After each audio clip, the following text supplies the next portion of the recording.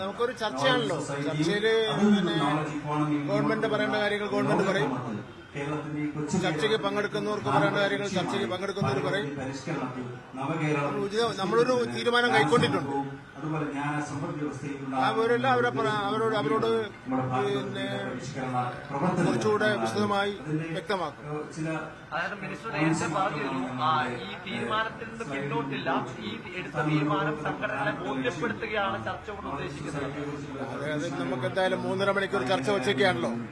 ഇനി 3.5 മണിക്കൂർ ചർച്ച വച്ചിരിക്കുന്ന അവസരത്തില് അതൊന്നും പറയേണ്ട കാര്യമില്ല. അവരോട് ചർച്ച ചെയ്യാം. ചർച്ച ചെയ്ത ശേഷം തീരുമാനിക്കും.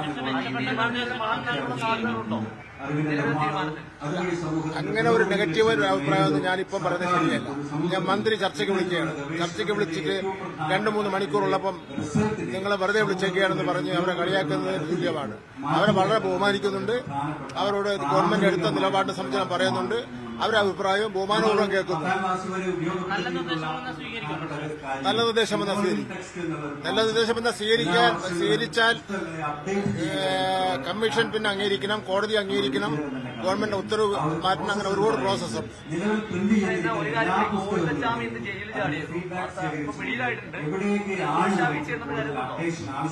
ഒരു സുരക്ഷാ വീഴ്ചയില്ല. എന്നോട് ചോദ്യം ചോദിച്ചിട്ട് കാര്യമല്ല. ഗോവിന്ദസ്വാമി കേരളത്തിലെ സ്കൂളുകളിലൊന്നും പഠിക്കുന്നില്ലല്ലോ.